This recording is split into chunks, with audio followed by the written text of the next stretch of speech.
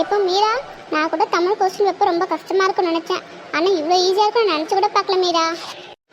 ஆமாம்ல நிக்கிதா, நான் கூட ஃபஸ்ட் எக்ஸாம் நினச்சி ரொம்ப பயந்துட்டே வந்தேன். ஆனால் கொஸ்டின் பேப்பர் பார்த்தோன்னே எனக்கு ரொம்ப சந்தோஷமாகிடுச்சு.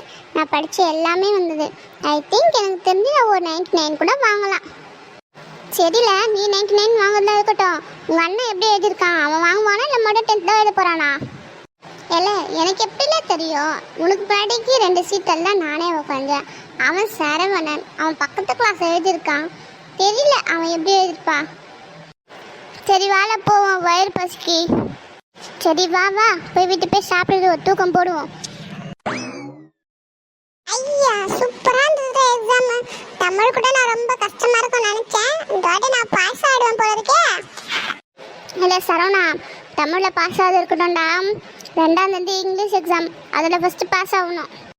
ஆமாண்டா மாப்பிள்ள, தமிழ்னா கூட பரவாயில்ல, நம்ம கதை எழுதி வச்சுட்டோம். தெரியலன்னா சில பாட்டெல்லாம் போட்டு கூட எழுதி வச்சிட்டோம். இங்கிலீஷ் எக்ஸாம்க்கு என்னடா பண்ண போகிறோம்? டேய் சரவணா, இங்கிலீஷ் எக்ஸாம்க்கு நீ ஏன்டா ஃபீல் பண்ணுற? அதே இப்போ ஒரு புதுசாக ஒரு பாட்டு வந்துக்க, அண்ணனை பாத்தியா அப்பத்தை கேட்டியா, அந்த பாட்டை எழுதி வைப்போம்.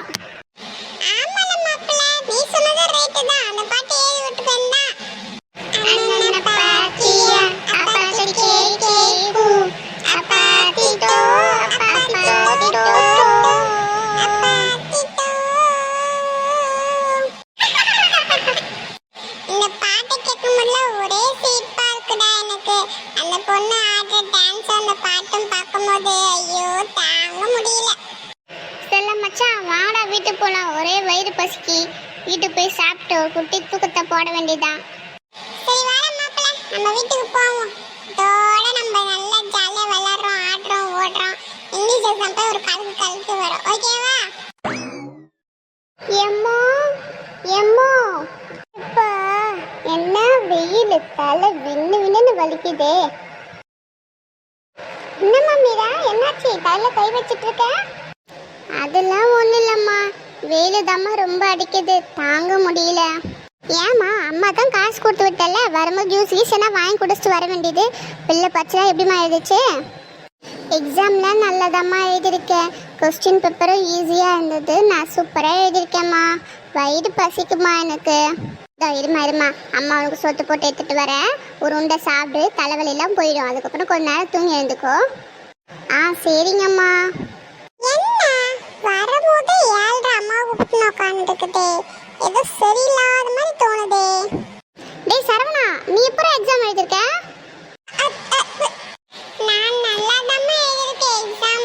இன்னைக்கு கொஸ்டின் பேப்பர் ஈஸியா இருந்ததா, நான் எல்லாமே எழுதிருக்கேம்மா. சரி, இன்னைக்கு கொஸ்டின் பேப்பரை என்ன திருக்குறள் கேட்டாங்க சொல்லு பார்க்கலாம். ஏமா கும்மி, உன் பொண்ணுகிட்ட சொல்லி வை. சும்மா என்கிட்ட சண்டைக்கு வந்துட்டுருக்கா. நான் ஏதோ எழுதியிருக்கேன், நான் நல்லா எழுதிருக்கேன், பாஸ் ஆயிடுவேன்னு சொல்லிட்டல, அவ்வளோதான்.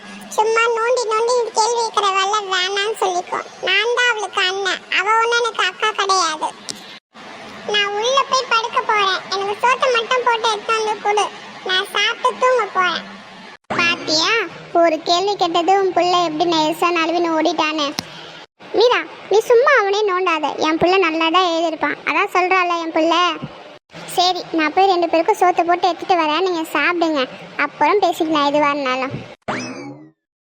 இந்த கும்மி நம்ம சொல்கிறதுங்க கேட்க போகுது. அவன் எப்படி எழுதியிருக்கான்னு அவனுக்கு தான் தெரியும். வரட்டும், ரிசல்ட் வரட்டும், அப்புறம் பார்த்துக்கிறேன் அவனை.